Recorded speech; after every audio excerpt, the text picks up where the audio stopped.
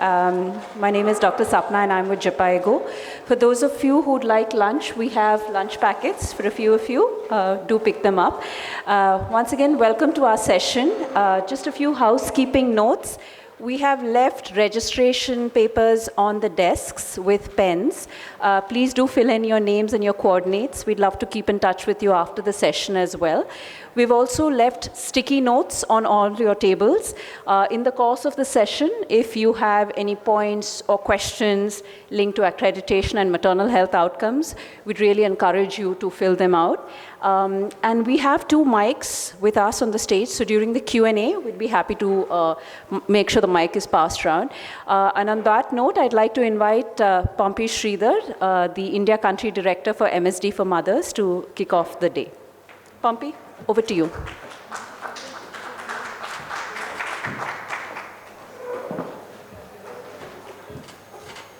Very good afternoon, everyone, and thank you, Sapna, and thank you, Team Japaigo, for all the arrangements and getting all the stakeholders together. I'm going to be very brief. I'm the India Director of MSD for Mothers, and we support quality and integration of quality into the broader accreditation systems. We have been supporting a program in India out of the 4 other focus countries that we work in that include Nigeria, Kenya, United States, amongst a few, where we are trying to help build out the quality accreditation systems, working very closely with JCI, ISQA in India, with FOXI, the Federation of OBGYNs. It started in 2013 under FOXI President, then Dr. Hema Divakar, who's also in the room today, and the immediate past president, Dr. Rishikesh Pai, has ensured that this momentum continues as we integrate clinical health standards into the country's accreditation standards, represented by the National Accreditation Board, represented by Dr. Atul Mohan Kochar, who's also in the room. What we really want to do is seek your inputs on how we can make the case for accreditation, build the evidence around how accreditation help improve outcomes. I think anecdotally we all know it does, but we need real-world evidence for several countries to invest in building accreditation systems. And from country experience in India, we can tell you it's been a long journey of more than a decade to build this. Absolutely, 3 things are of focus: how efficient we are, how efficacious we are, and how transparent we are in building the health system through injecting quality into it. This is the center of what we do, and we ensure that women are at the center of all the work that we do. With that, I would like to invite our chief mentor of Manyata program and the immediate past president of FOXI, Dr. Rishikesh Pai, to stage. Welcome, sir.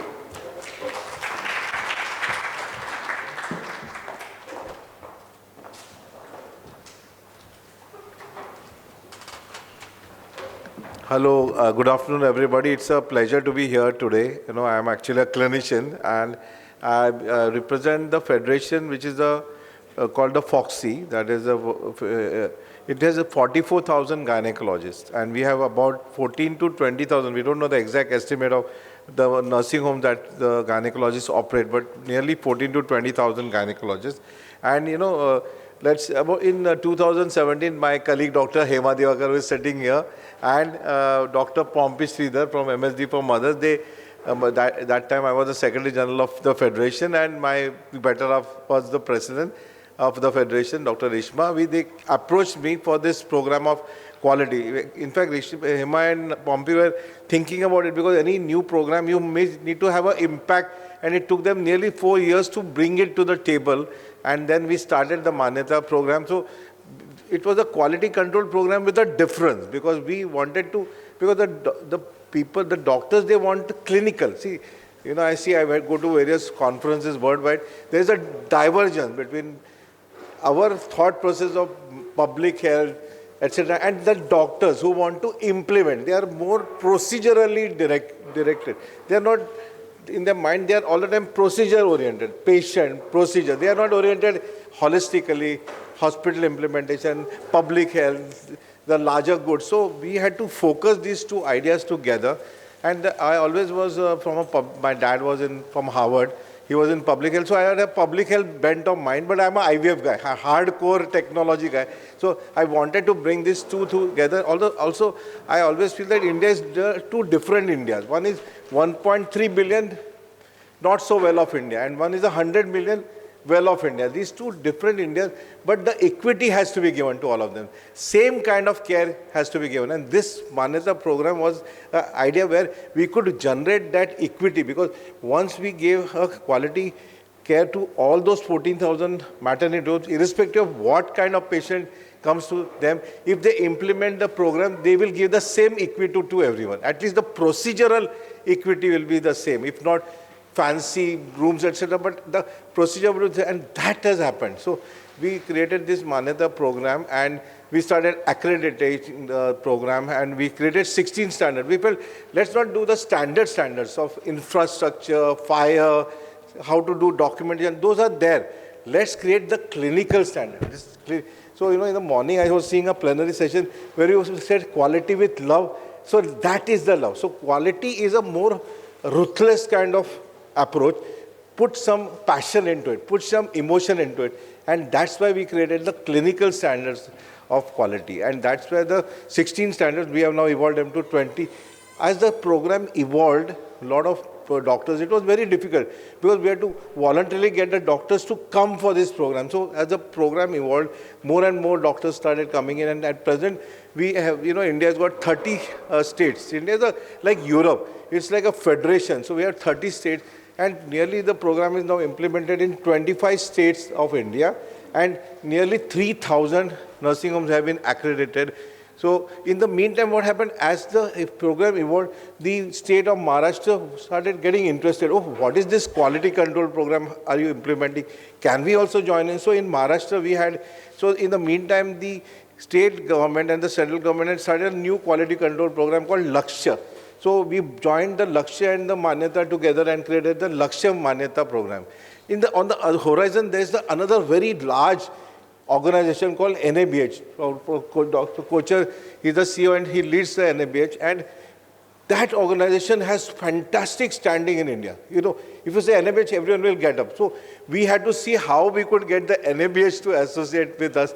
And down the road, the NABH started coming. And just last year, we had about 100 centers. So we had two parts of the program, QI and QA. So 100 centers started getting, they were assessed by NABH. And just about 1 week back, we have launched the joint quality controls standards. So NABH has its own standards and Manyata's clinical standards. So I think this is a very good program which can be taken further all over the world. So we can have a global south kind of implementation and try to implement this program worldwide, not only in India, but India is, I always, because I'm also the representative of FIGO. So FIGO is our International Federation of Obstetrics and Gynecology. I am the Asia representative, and through the FIGO, we can actually expand this program. So I would like to thank all of you, and would you like to call the next speaker? Yes. Yeah. Thank you so much, Dr. Pai, for setting up the tone for today's conversation with your heartfelt comments and the experience. I'm now going to hand over the mic to the keynote speaker, Catherine Semrau from Harvard University. She's the Deputy Director of Ariadne Labs, and she's going to do a synthesis of a lot of the back-end work that we did as preparation for this discussion and make the case for accreditation and maternal health outcomes. Catherine, over to you.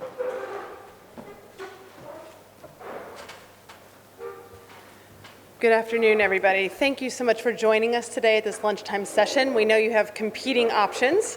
My goal today is to present the evidence that was discovered out of a peer-reviewed literature search to understand the connection between accreditation and health outcomes. I have about 10 minutes to share with you, and let me get started. So first of all, as Pompey noted, as well as Sapna and Dr. Pai noted, this community that is coming together from JPIGO, NABH, FOGSI, MSD from others, and Ariadne Labs is focused on maternal and newborn health. We know, we heard it this morning, that I think about maternal health as the canary in the coal mine, about how quality is in a healthcare system. And we know that nearly 300,000 women die every year during pregnancy and childbirth. And we have over 4 million infants that are either stillborn or are neonatal deaths. So we have a lot of work to do in the space of maternal and newborn health. And so that has been some of our grounding clinical content. But I'm hoping I can convince you that the accreditation work and the literature search that we've done, of course, not only applies to maternal and newborn health, this expands much further and beyond. We know that in order to improve quality of care, which is one of the leading causes of death, not just access to care, but the quality of care that people receive, we have to make quality better. And one of the tools in our toolkit is accreditation. So one of the things that we did as part of this body of work and literature synthesis was a scoping review. We know that you all here at ISQA are focused on accreditation, and we actually just wanted to present the 3 different definitions by some of the leading bodies around accreditation. You'll see that they're similar, but there is a little bit of nuance in how each organization defines accreditation processes. When you dig deeper than this high-level definition, you can see that some of the key elements of accreditation actually vary quite a bit. Sometimes there's differences in which standards or guidelines that people are actually adhering to. How leadership is committed to accreditation is a question. Is there a forcing mechanism, such as a mandate? Or is this something that leaders are engaged with and they are actively choosing to go through an accreditation process?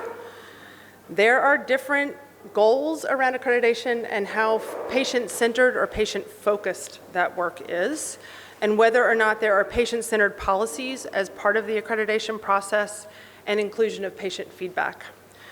And finally, there are differing approaches to quality improvement and continuous quality improvement, as well as whether it's punitive or supportive actions, mirroring much of what we heard in the plenary this morning. So nothing of this will be a surprise to you all. So in order to look at the peer-reviewed literature, and I want to state very clearly, this is looking at peer-reviewed literature that is published, we had a scoping review where you can see that we had 76 individual studies that looked at the connection between accreditation and health outcomes. We had 12 systematic reviews and 1 umbrella review. If you've never heard of an umbrella review, it's a systematic review of systematic reviews. So it is at the highest level of trying to collate the evidence. Interestingly, the studies vary a lot. The largest study is in 4,400 hospitals in the United States.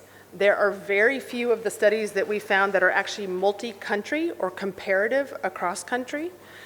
And the study designs vary drastically. For many of you who've been trained in public health, epidemiology, research, people are looking for the randomized control trial. Most of the studies that we found are actually cross-sectional studies, or were done at one time point. And there are a few with other designs that are such as a randomized control trial, a step wedge study, or an interrupted time series. But the comment that I want to make here is that the new area of implementation research is not reflected in this scoping review of what we have found so far in the literature. And I think that's an area of opportunity. When you ask the question, what does the literature show about what people are looking for? How are they connecting accreditation and these health outcomes? Some groups are looking at clinical outcomes, such as length of stay or mortality.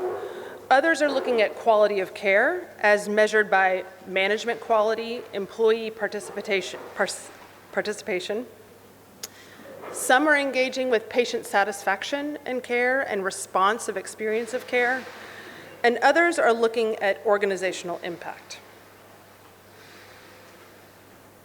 And most of the studies are doing this kind of comparison that I'm showing here. So they're comparing health outcomes in patients who were admitted to an accredited hospital versus a non-accredited hospital. Or they're looking at accreditation compliance and whether that's changing over time and the mortality outcomes in the patient population. It's looking at the relationship between accreditation and improvements in hospital performance, as well as that patient satisfaction and accreditation status overall. I do want to point out that there are some excellent studies in terms of the rigor of the research study design that have been highlighted in the peer review literature. There are 3 studies that I've highlighted here, one in South Africa, one in Egypt, one in Denmark, over a varying amount of time, but definitely in the past 20 to 30 years, not a long history there. And you can see in South Africa, there was a randomized control trial comparing 20 accredited hospitals with non-participating hospitals over a 24-month period. And that study used survey data and system data on quality indicators. But they found no connection between improvements in the quality indicators between the accredited and the non-accredited facilities. In Egypt, they used a different strategy of a propensity score matching strategy, which looking at difference in differences, which is connecting women to their nearest hospital and whether or not their outcomes were better. And as you can see, accreditation had multiple positive effects, especially on delivery care or childbirth care and child morbidity. But it didn't seem to have a sustained impact over time in this setting. And then finally, in Denmark, there's a step wedge study evaluation, which looked at process performance in a nationwide study, and again, found insignificant improvements in change over time. So in this peer-reviewed literature search, we're concluding that some of the generalizable conclusions are challenging. They're mixed. We have mixed and inconclusive evidence. We have most study designs actually have significant limitations on the strategies of measurement and implementation. And we have a combination of positive, null, or negative impacts. So there is definitely more to learn about accreditation and its connection to health outcomes. When we look at the previous literature, these are some of the questions that the researchers themselves has highlighted as, what are the next steps? Where do we go from here? So again, these are people who are very much based in the randomized control trial space and in the rigorous evaluation space. But the challenge is that they're trying to ask these questions, what are the strategies we can do to answer some of these? So how does accreditation improve clinical outcomes? How does the accreditation impact accreditation on quality? And what are the elements of quality that we should measure and measure well? What does it take to improve access, patient safety, equity, and timeliness? And how is all of that connected to accreditation? And finally, one of the areas that I think there's a lot of exploration that is needed is how was accreditation implemented, and was it implemented with fidelity across different health systems, across different hospitals, within a district, within a province, within a country? So there is more that we have to do to try and understand. There are some design solutions that we have, and I'm really looking forward to the panel today that's going to highlight from the patient perspective, clinician perspective, implementation science perspective, how can we answer these questions better? So there are some suggestions around using advanced research methodologies, and that is not just about a randomized control trial. That is about using rigorous implementation strategies and implementation research to answer these questions. Not only controlling for confounding variables, but exploring the variation that we have, and trying to integrate those implementation science theories that we're using to design the accreditation strategy into the measurement side, which sometimes has been missing from what we can see in the peer review literature. There's an opportunity to not just look at mortality or severe clinical outcome as the only measure, but really looking at the process indicators and mechanisms that are leading to change in a facility among clinical staff, among management and leadership. And finally, and I think one of the most important things that I've noted recently in some other work I've been doing on a systematic review, it is very, very hard to understand what people have done in different programs and interventions and implementation. Where they are described in detail is extremely limited in the peer review literature, and you often have to go chase information or follow up with authors. I think there's an opportunity for us globally to get better about describing what we do, how we do it, when we do it, and where we do it. In conclusion, I'm hoping that I've laid out for you, albeit very briefly, In the peer-reviewed literature, we have some work to do when it means connecting accreditation to health outcomes. But we know that accreditation is a widely used, widely advantaged intervention in the quality toolkit that we need to keep making sure we're learning about this strategy of accreditation. We need to be creative about the evidence moving forward to maximize the wonderful potential that accreditation has for us. So thank you very much for your time, and I'll turn it back over to Sapna. Thank you, Catherine, for this very nice summary, and thank you so much for wrapping up before time, which actually gives us 5 minutes if there are any burning questions from the audience about the work that's been done so far. So any comments, thoughts from anyone in the audience? We have mics.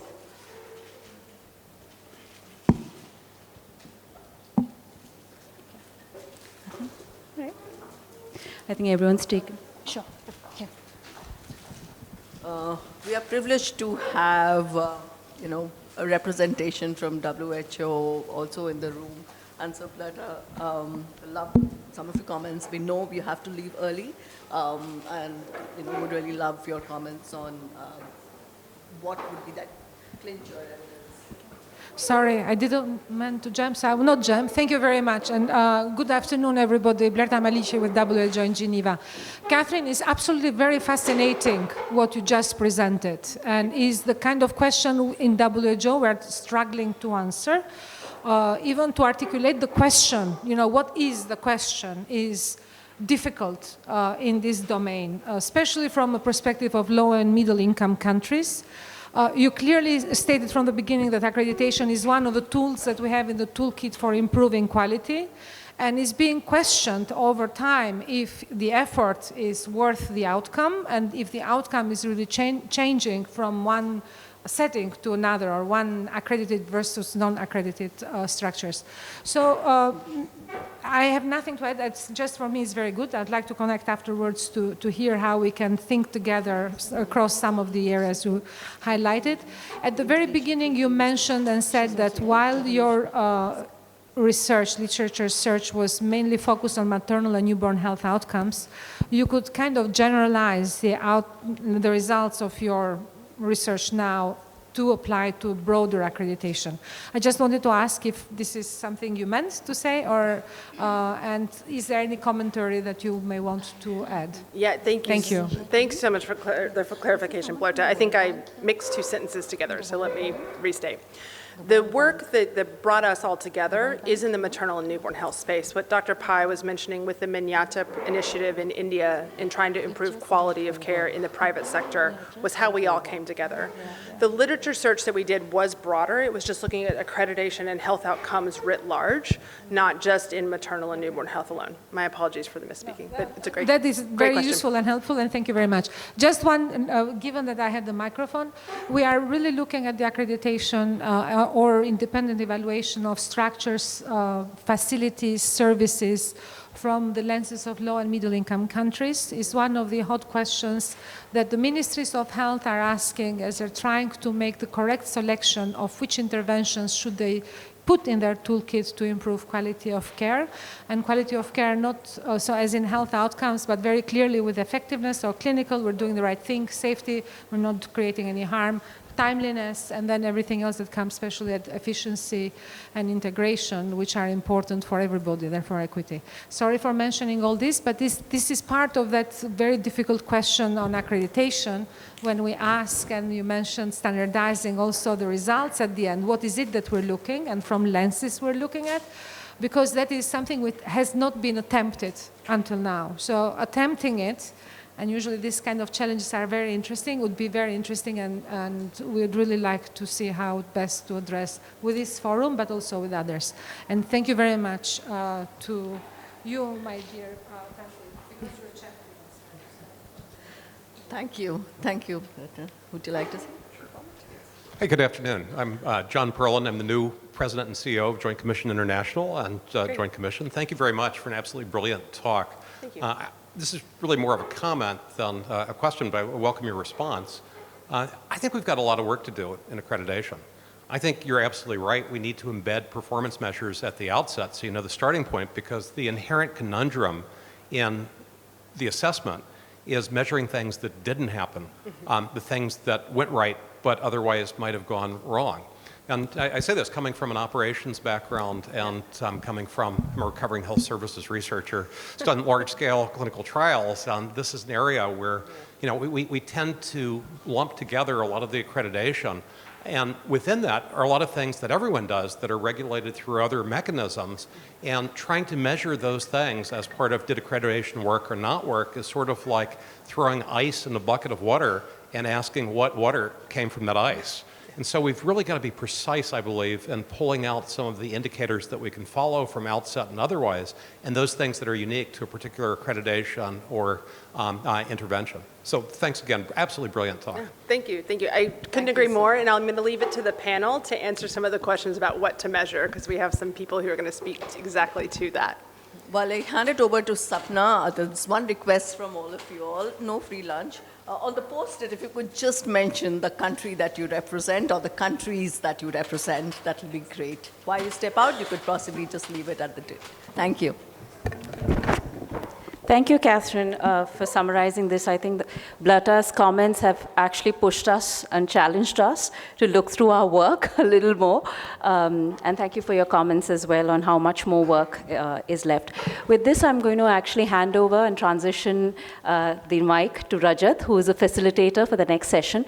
We've put together a panel of 4 very interesting people who represent 4 different perspectives or see accreditation from 4 different angles, with the idea of giving you a much more comprehensive picture on what accreditation and quality outcomes would look like. Rajat, over to you. Yeah. Thank you, Sapna. So I think today, as part of this conversation, building on the discussion that we have had till now, we have 4 esteemed panelists that I would like to call upon stage.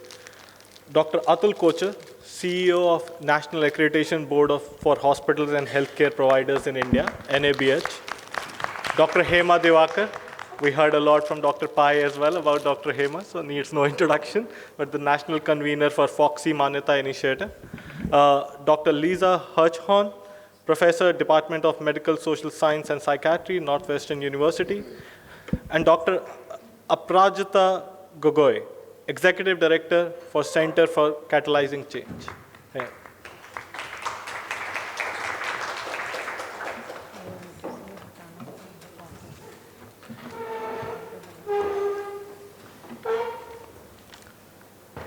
So thank you so much to all 4 of you for taking time out and being here.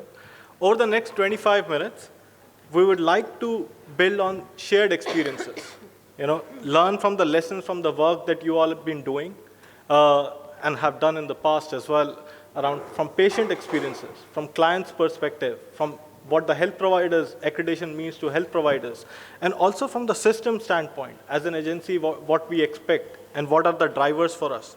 And finally, looking at, are we actually measuring the right things, as you said. I think we would love to come up with few options, and what are the key areas which we have been tracking rightly, or maybe would need to track going forward, and the choices that we need to make.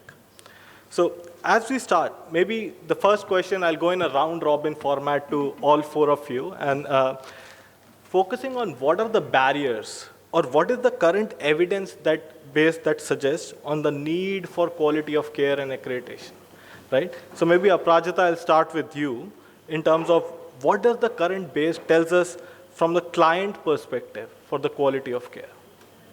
Thank you, Rajat, and thank you so much for inviting me to be part of this panel.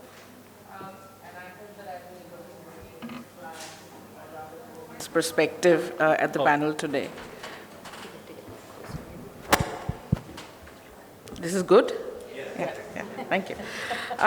So I think First, why do we need to include the patients or the women's views when we are talking of issues like accreditation or quality assurance and quality improvement? And I would like to say that I think what women perceive care also impacts the uptake of care. So if we want women or clients to come to hospitals, to come to facilities, we really need to pay attention about clients' needs. So when you first ask them, what is your understanding of quality of care? What would you like to would you like to go to a hospital if they certify on what kind of indicators? The first group of need is very basic. They'll talk about access, they'll talk about availability, they'll talk about facilities closer to home, they'll talk about skilled providers with technical competence, they'll talk about effectiveness, timeliness, and safety. But as you dig deeper and ask them about person-centered care, then there are two parts to it. One is there is still a bit of a resistance in accepting clients' feedback or women's feedback as scientific, and especially if it is women who are poorer, women who are taking services from, let's say, free services, then we are often questioned that there is no reliability of what the patient is reporting. The woman is in the middle of labor, she doesn't know what we are doing to her, so how can she really give a reliable report? Of course, the second thing is the ambiguity of patient satisfaction. If the outcome is good, you are satisfied. If the outcome is not good, you are not satisfied. Or something happens, you are not in a good mood, so you're giving bad feedback. And I think the third thing that we really want to talk about is we have to pay more attention to the cognitive evaluation capacity of receivers of care. Are we educating them enough to give us feedback or not? So I think those are some of what the evidence is telling us about why it is important to look at evidence from the client's perspective. But I think I was reading a meta-analysis which said that 65% of all studies say that what mattered most to the client was humanness, right? And humanness really includes, it's a core concept of respect, dignity, inclusive providers' behavior, etc. And before I go to an example, if you permit me, I also want to really talk about how important equity is when we're talking of clients' feedback or delivering services to suit clients' needs. I think someone in the plenary talked about today that equity has been the area of least progress. So I think when we're talking of certification and accreditation, we also need to talk about equity. And if you permit me, I'll end with a 30-second example. I hope that many of you would have heard about the What Women Want campaign, which has been running for the last 4 years. We have voices from about 3 million women across the country. This campaign has also been supported by Merck for Mothers.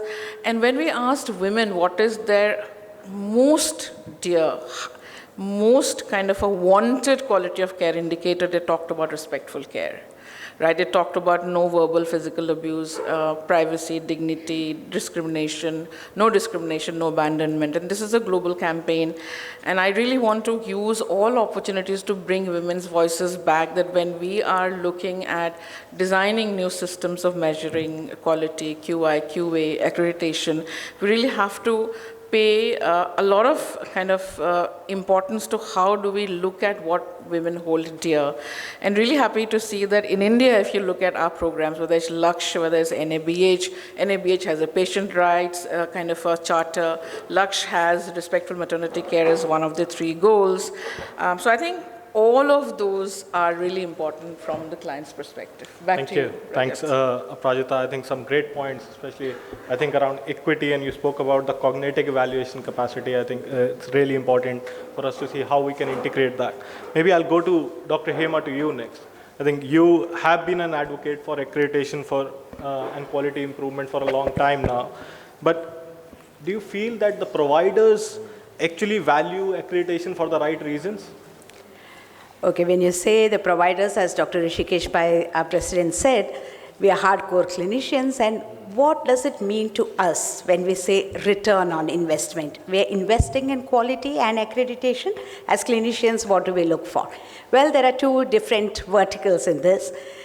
what is the feedback from the providers that we have got is all about wellness of the providers, if I may say so, because many of our consultants who did not know why they're jumping into this accreditation program have consistently reported back to us that now we can sleep in peace because our staff, our team is being trained so meticulously on the clinical protocols that need to be followed, that the right things are done at the right time and the preventive care is in position, something that does not require any investment as such from the hospital.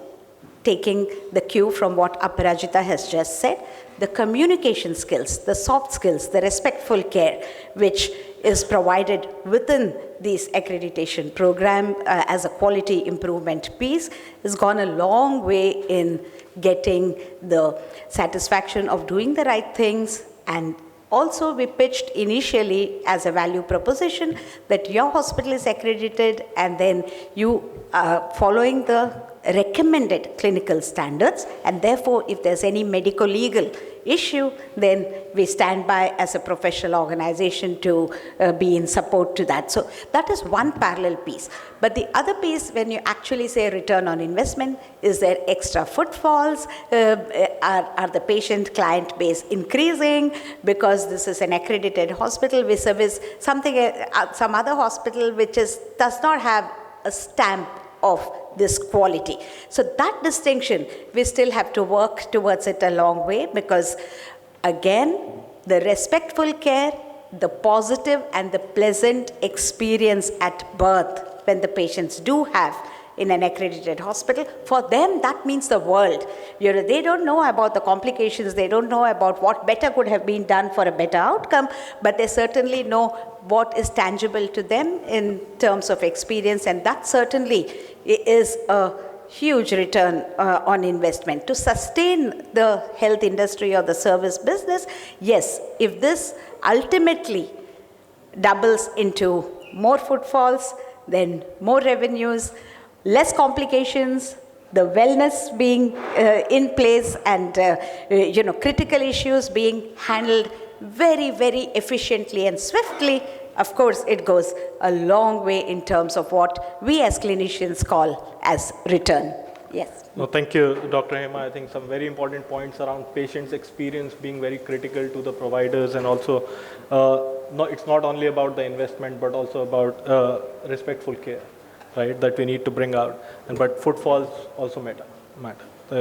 So maybe moving on next to Dr. Atul. From the point of view of NABH, what are the data gaps or the challenges that you witness in terms of collecting the outcome data? Even Catherine spoke about that as well. So can you speak a bit about the challenges that you see? Yeah. Thank you so much, Rajat. So before I answer the specific question, I would like to build up on what Blerta said and what Dr. Perlin mentioned. Because Blerta, I would like to quote from C.S. Lewis. He said that, isn't it funny that day by day nothing changes, but one day you look back and then everything is different. And that's exactly what, NABH, as an example, to India is doing. We are a very young system. It was formed in 2005, first standard came out in 2006, and over past 19 years, we are now managing about 27 programs, and we are very extremely proud of our entry-level certification program, which starts the small and very small hospitals in Tier 2, Tier 3, Tier 5 and 6 cities on the path of quality. So with that kind of a background today, we feel we are very privileged that we managed to touch about 22,000 plus hospitals, and we are adding at least 250 to 300 new small hospitals every month to the kitty, which by far is still a long way to go for a country which is as big and diverse as we are. Health has always been a very conscientious, very federated, very unfragmented, very unregulated structure in a country like India. And we know the challenges firsthand. There are 22 states, 8 union territory. There are total 36 of us. But still, each of these 36 has its own challenges, because each has been governed by different sets of rules. Some states do very well, some not so. But it is what it is, right? And every state has a different challenge. And now we come to the fully accredited mechanism where still we are, managing the fudging of data, the incorrect capturing of data, it's a whole long list. But to say that nothing has been done probably is not correct. Over the past structure, accreditation as a tool, as a framework, has emerged as a very strong, extremely strong mechanism, to tell people what is to be done, even if we are generic, but we do capacity building, we do lots of trainings, we have lots of free resources where people come together to learn the best practices, and at least there's now a baseline. Baseline for small hospitals, baseline for middle-level hospitals, and baseline for what I like to call the islands of excellence, which are cutting edge and comparable to the best in the world. So accreditation is a very powerful tool. The challenges are there. I'm sure I'm not being very specific, but we are gathering data. And when we gather data, we find that we have a mandate to capture the KPIs. As every quarter, we request our hospitals to share those KPIs, and we are gradually improving the ways we capture that data. We are bringing in AI, we are bringing in ML, but the fact remains that it's not a true apple versus apple comparison, even for the bigger hospitals. So, but that's not going to remain so in the next few years, and probably in a few months only, we would launch a system where we can authentically capture some real-world data, raw data to say, which can be made more meaningful by the current tools. And ultimately, to quote Dr. Perlin, it's all ice in the water. You never know where the goodness has come from. It's very different to distinguish between what has led to the patient outcome in a very complex variable way. I mean, there are millions of variables as far as when a patient is there in front of you. It's not only accreditation which matters, or it's not only certification, or it's not only basic care, primary care. It's the way they are made up, it's where their surrounding is made up, it's the way their economics is made up of. I mean, it's a mini cosmos associated with an individual patient. And that's what it is, right?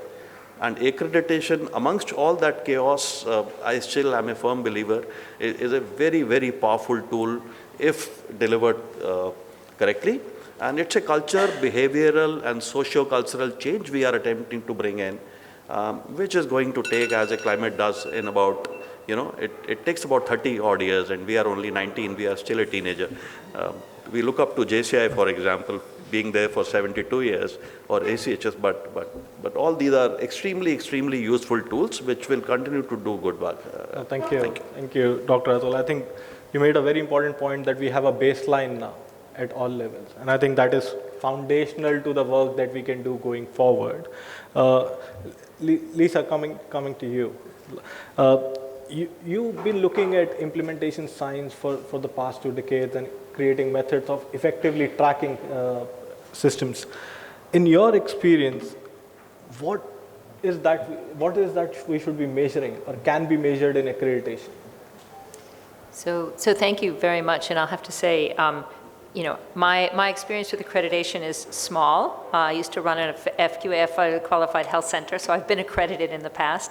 But really want to sort of think and reflect back. So if I can just go a tiny bit aside about the idea of the voice of the patient, which I think is absolutely critical. I tend to not do it satisfaction. Satisfaction is when your experiences matches your expectations. You have low expectations. You're satisfied with not very good care.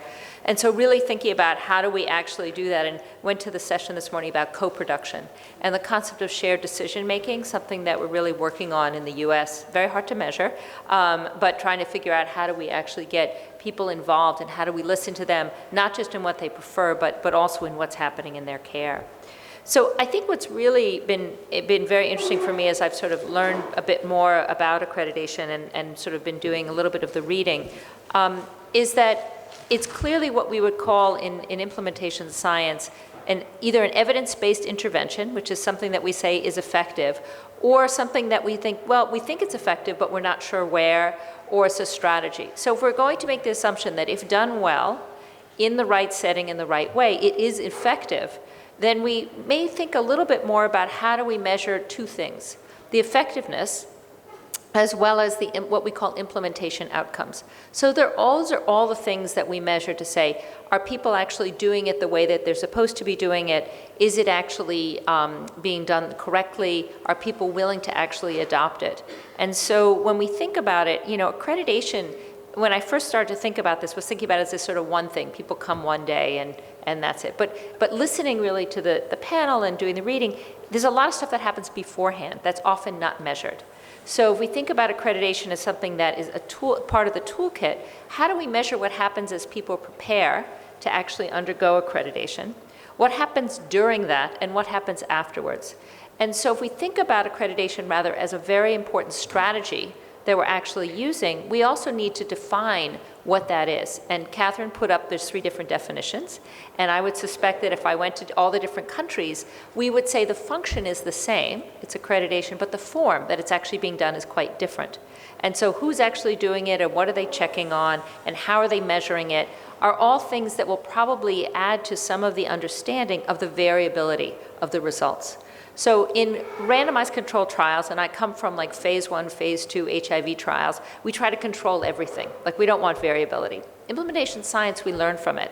Why does it work in one hospital that seems very similar to another one? And it's understanding what you were saying, which is it really is, you're doing this in a complex, multi-level setting in which accreditation is one of the things that's happening, but you need to figure out what else is actually happening.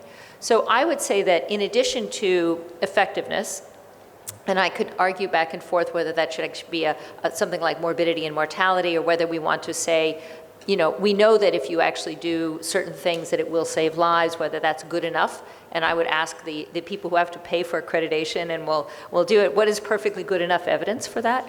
But then in addition, we need to really be able to start to tease apart, when we say accreditation has been done, what happened before, what happened during, and what happened after.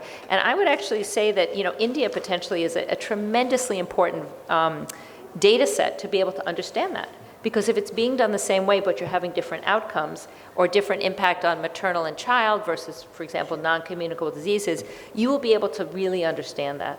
And I think when we talk about equity, I call it the tyranny of the mean.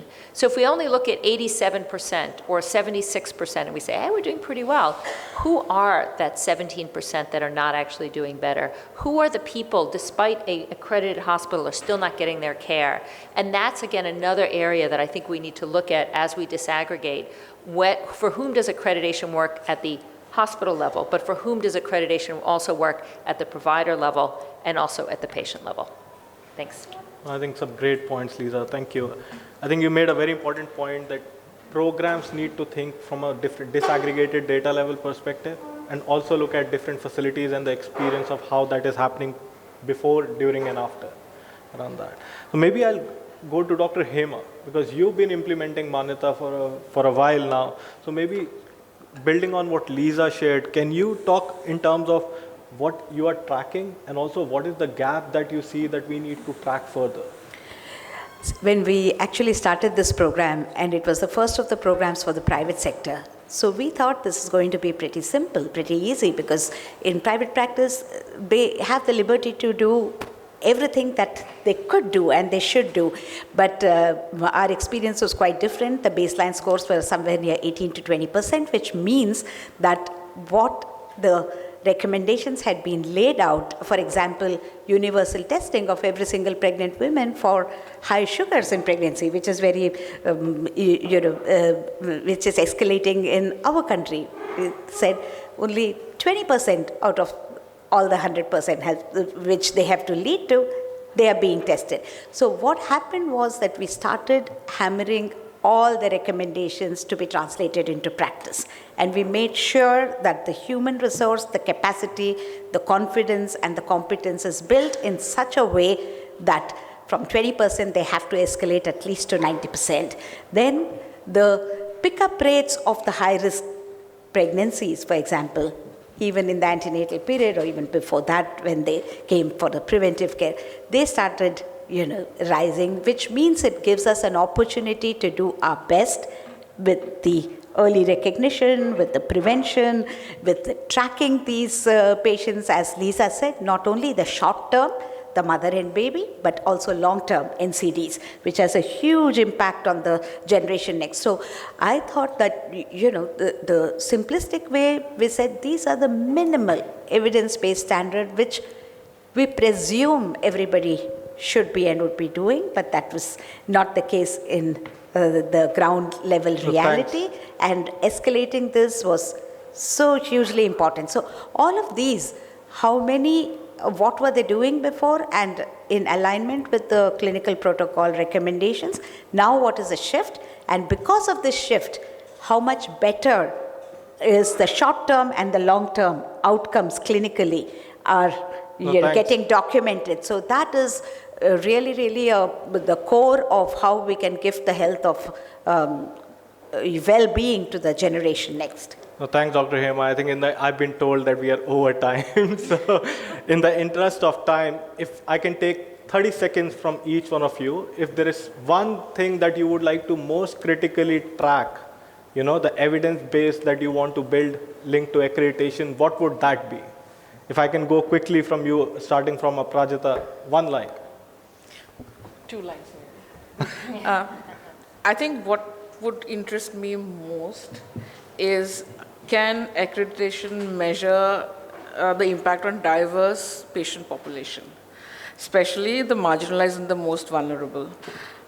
Do these processes fully address the access barriers faced by marginalized groups? Whether you're lower economic status, geographically isolated, socially excluded, young, black mothers, migrants. So only then can we look at equity in outcomes. So I think that is something.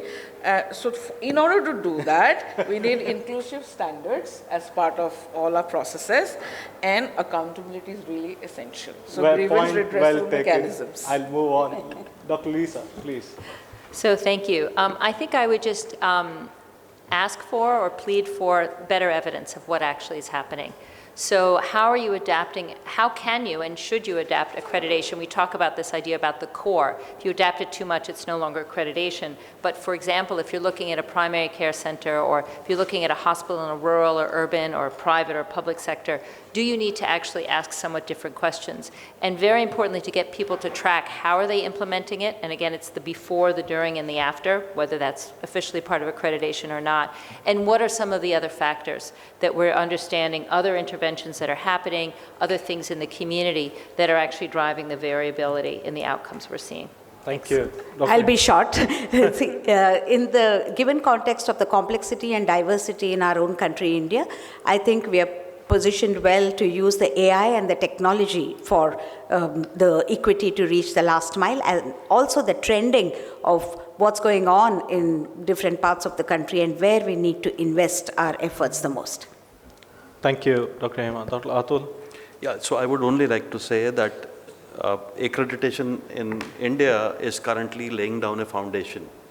And on this very strong foundation, you can take it to the moon, right? We have an example of a fintech. No other country has a UPI. We have such a powerful, simple mechanism on which thousands of apps have now been built. These are layers above a very rock-solid foundation where you pay by UPI. You do not have to use even a credit card or a Apple Pay or whatever. So same analogy, what we are doing at NABH or certification, accreditation is laying down a foundation. We are trying to reach out to where no person has gone before. Ultimately, we are almost, doing the Star Wars, the Star Trek once again. But the point here is that on this very strong framework, these hospitals today are now used to following SOPs. These hospitals now today, and during COVID also we found that all of our accredited, certified facilities, when there was a minute-by-minute changing guidance, when there was new things trickling down, these hospitals demonstrated less morbidity, less mortality. So data will have me right, and we continue to gather more and more authentic data, but time will prove us right, and data will also prove us right, that this very strong foundation will again come in very handy when we actually start to compare data sets or gather data. Oh, thank you. I think big round of applause to our panelists, and I'll pass it on to Suranjan and Pompey to actually facilitate any questions from the audience. Yeah, I think, we'd really like to hear a bit from Team Indonesia, the World Bank team, the development finance institutions, the World Bank, IFC, DFC, as well as the big private banks like the UBS and others have been very instrumental in pushing the quality agenda, in integrating quality into the health systems, where we talk about private sector integration. I would really like to hear from the Indonesia team on their experience on how they are trying to collect evidence supported by the World Bank. So before you come in, I know we don't have much time, so please use this QR code if you have questions, because we want to really hear all your questions. Thank you for this opportunity. Allow me to introduce myself. My name is Yulia Izzati, health specialist from the World Bank, Jakarta office, Indonesia. So currently, the World Bank is supporting the Ministry of Health in terms of the accreditation of the primary healthcare facilities in Indonesia. So currently, we are supporting the Ministry of Health to ensure that the primary healthcare are accredited by the standards that developed by the MOH. So the standard has been accredited by ISQA this year. So now they are using the standard to scale up the accreditation for the primary healthcare. So in terms of health outcomes, we also currently doing our support analytical work to see whether the accreditation of the primary healthcare, it has related with the health outcomes at the public primary health facilities. We did some analytical works, and I think the result or the initial result will be presented in our session next Friday, this Friday, at this Friday afternoon in this room. So please do join us for the more details of what we have been done for the accreditation and see how the accreditation in Indonesia, the journey that Indonesia takes for the accreditation that currently has achieved almost 97% of public primary healthcare in Indonesia are accredited. So I think that's the sharing. Thank you. Thank you so much for sharing your experience, Yulia. And with that, I'll turn it over to... Yeah. There's a question over here. Thanks. I think we have questions here, and I know we will not have much time for everyone's questions. So please use the QR code if it's possible, and we will take questions. Over to you, sir. Thank you so much for the panelists and the insight that we got from you. It was very valuable. It's just more on an improve and add. I will just add, if you allow me. I was reading papers on the limits of the accreditations and the certification process. And I come across 2-3 things that I wanted to share, if you allow, just 1 minute. The first is it said that the first limitation they saw that when we do our quality improvement programs, we don't include or involve the patients and their family. That's the first thing they saw. And that may be a bias after, because when we want to measure the outcomes, we measure them from the patient's perspective. That may be a bias. That's the first thing they said. The second also they said, among the 6 criteria that were given by the Institute of Medicine, you know, there are some criteria that people measure the most, or they use the most when they're doing the quality improvement program. And they say that effectiveness and safety are mostly the driven criteria. But when it comes to efficiency, equity, they are less used or monitored. The last one is about the measures people use. You know, when we do our accreditation process, it's the organization itself to choose what indicators to monitor. They gave one example. The example of having an asthma management plan is different from understanding the asthma management plan by the patients. It's also different from respecting or following the asthma management plan. But us as providers, we just measure, does the patient has? but we don't measure does it effectively use or follow the recommendations. And that may be that bias when we after want to assess the effectiveness of our quality improvement plan. That was just some insight I would share. Thank you so much. Could you just give a brief introduction, just 2 lines about yourself, sir? And we can go next. Yes, I'm Dr. Bokar Sambali. I'm from Senegal. I'm public health practitioner and quality manager. Thank you. Thanks. We just want to also mention, before we go to another question, is at 5 o'clock in room number 10, we want to meet with friends who believe we can come together to talk about how we can, bring in more evidence, like Dr. Lisa mentioned. What we need today is to understand what works and how do we, agree together and measure this. Is there any other question here we can ask? Thank you so much for such a pleasure. Thank you. So delighted. I'm so excited. Yes, sir. Please go ahead, and then we will stop. That will be the last question, and then we will. So I started before Catherine. Yeah, you could just start. And then, but I haven't back yet, so please do. Yes. I think there's one more question coming. Photograph with everyone. Okay, and then I have to really run. Thank you so much for sharing the insights on accreditation. My name is Dr. Apollo Basenero. I'm from Quality Assurance, Namibia.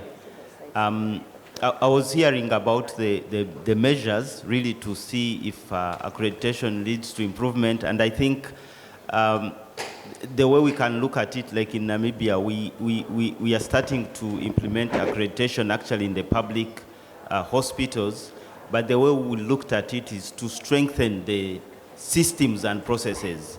Because like we say, quality does not happen in a vacuum. You need those basic things to be there.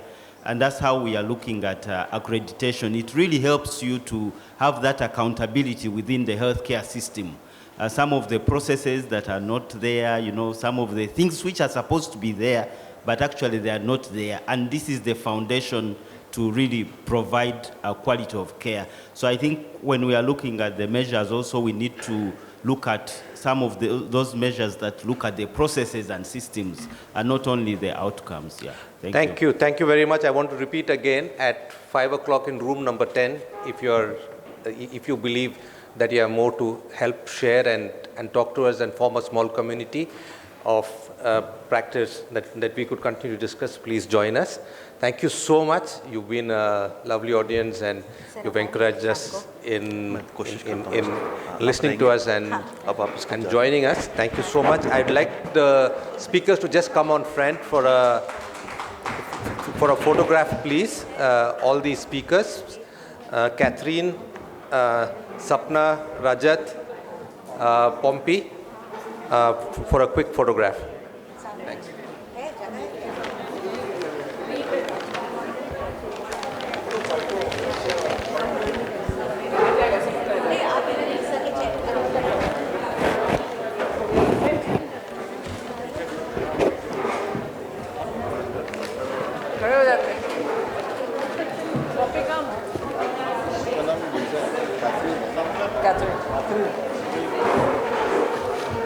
I think we all can stand, probably. Yeah, we all can stand. नहीं खड़ा रहेंगे तो पीछे के लोगों को कैसे देखेंगे? हाँ वही मैं बोल रहा हूँ ना Hema sit down and they'll stand now. Come. Team NABH. Hello. Come ना उन्नत जी का है. पूरा मैडम.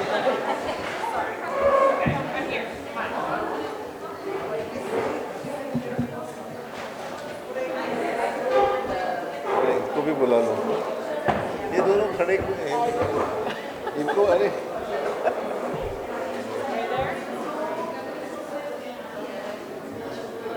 Thank you. ये मेरा भी लेना. I'll give you the other part. ये भी है ना? Because the other people are waiting. हाँ अच्छा.